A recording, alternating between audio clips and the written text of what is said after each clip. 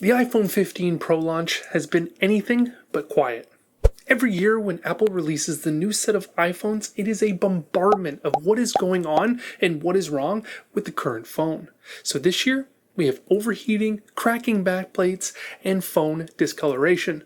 So let's take a look at my first week with the iPhone 15 Pro.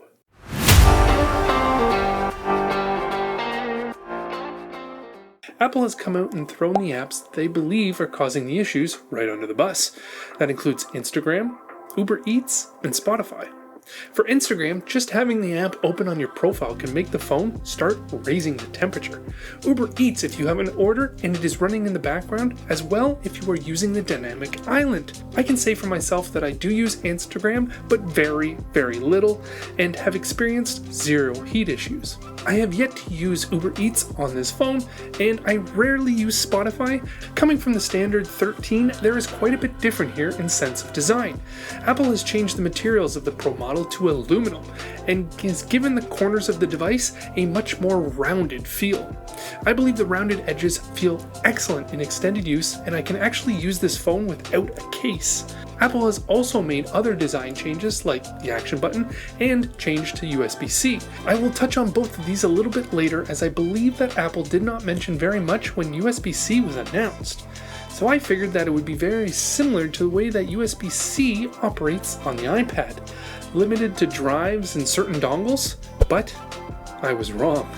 But it is just true about how the Pro phones feel much more solid in the hand than the standard iPhones. As for the discoloration of the iPhone, I have the blue titanium model and I have experienced zero discoloration.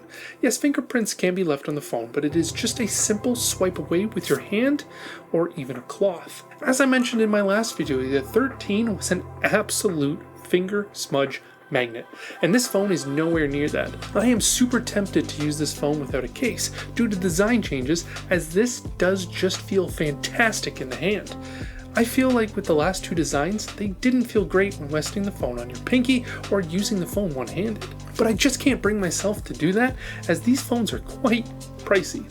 And all it takes is one drop on some concrete and you've got a cracked screen, cracked phone, and that would just be a complete disaster. So I have settled to when I am around the house, I will remove the case and use the MagSafe holder from Anchor, which gives it a little extra hold on the phone. The case I am using is the Spigen Mag Armor. I always trust Spigen and have used them since my iPhone 10, and they haven't let me down yet. Not sponsored. I have also seen some reports about scratching around the USB-C port from trying to plug in their phone. I really don't know how hard they are pressing to put the charger in their phone, but I rarely use a cable, as at night when I am charging, I am using my MagSafe 3-in-1 charger. The really only time I plug in is when I am in the car using CarPlay or transferring content from my phone to my PC. The camera is where I feel the biggest improvement over my 13.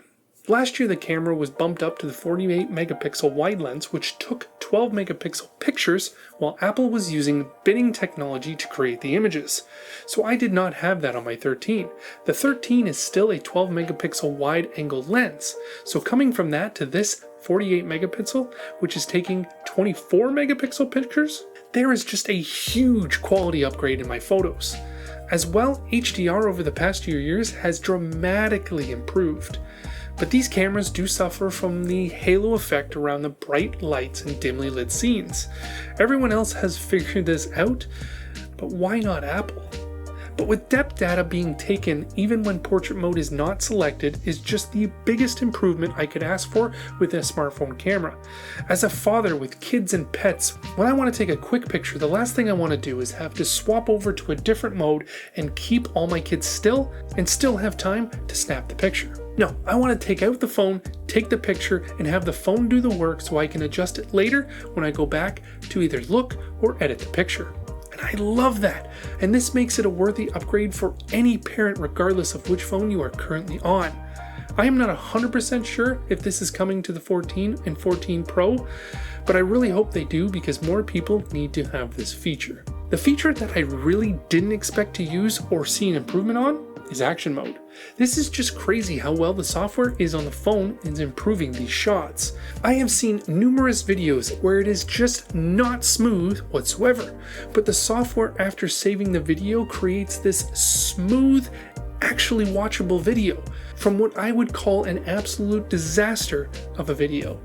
Not sure how much I would use this, but maybe for creators that are vlogging that use their iPhone, or any recording with movement, you should see a dramatic improvement. ProRes recording at 4K 60 FPS is available on the Pro models due to the 10 gigabit USB 3 feature, but it is required to use a USB-C hard drive as it does take 10 gigabytes per minute. Whereas on the standard 15 devices, this cannot happen due to the USB 2 speeds.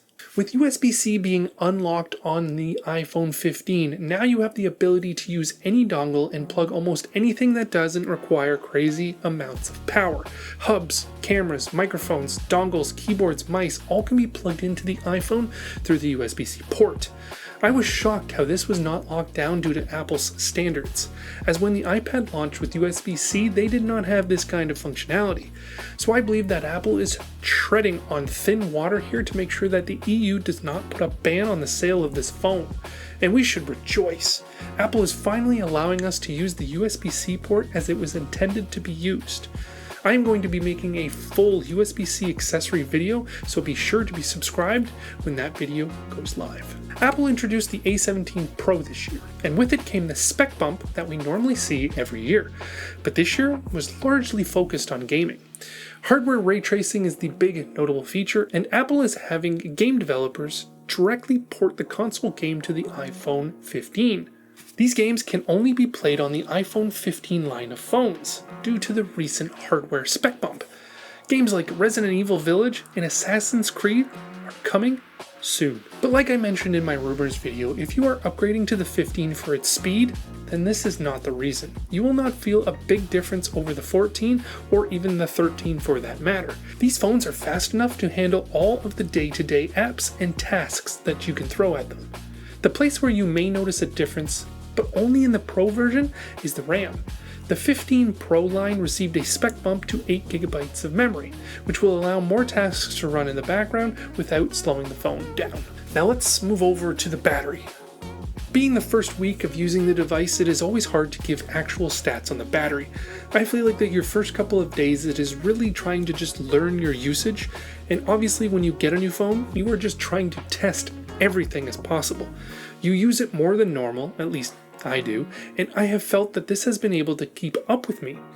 I have been taking this everywhere I go and taking pictures, videos, speed tests, using different apps, and just to see what the device feels like, and to push it to see how it handles. And I can say for sure, for me, it gives me a full day, no problem. If you need more than a day, then you may be better to look at the larger models, which gives you the larger battery. But for me, charging this phone on a daily occurrence is not an issue for me. Whether using MagSafe charger, which pops on the back of my phone, or just using a good old USB-C cable overnight to charge. I rather the more compact size than the bigger device, as I was also a big fan of the iPhone minis when they were available. And that is why I chose the normal Pro over the Pro Max. The iPhone Pro line, as usual, receives the Pro Motion display, which includes Apple's version of variable refresh rate.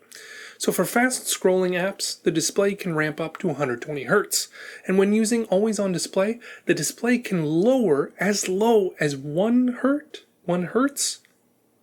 Which is it? Is it 1 Hertz or 1 Hertz? Let me know down in the comments. But something that I mentioned in my battery saving tips video is that I have the always on display turned off, as I feel like I get much better battery life and do not need to access my notifications as I already have the watch and can easily track them through there. But one thing I do wish Apple would disconnect is the always on display and standby mode. Just allow them to operate separately, because when I have my always display turned off, my phone, while in standby mode, will not stay on, and I have to tap the screen to wake it. And it would be nice to just be able to adjust the settings individually. But it really seems like it is becoming a 3-year cycle for upgrading iPhones now. I would say that if you are on a 11 or 11 Pro, for sure, it's time to make the jump. If you are on the 12 or 12 Pro, I would also say it's time to upgrade and jump to the 15. You will see and feel the difference.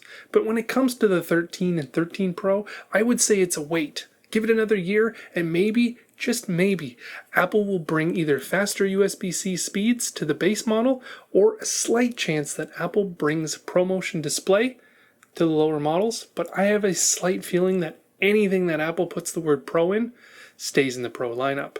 Alright, so that is my first week with the iPhone 15 Pro. What are your current thoughts of this year's iPhone lineup? Are you buying one? Or are you even thinking about buying this year's phone? Let me know down below. Thanks for watching. Leave a like if you enjoyed, subscribe if you're new, and I will talk to you in next week's upload.